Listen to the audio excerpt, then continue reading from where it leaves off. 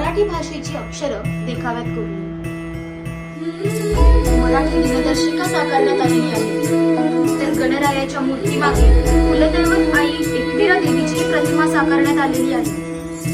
तू मंगलकारी जगत अधिकारी, कर्मरूपी वाटेवरचा तू पालनहारी.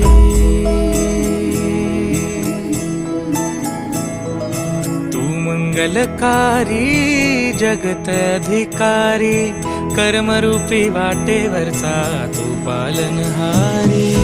तू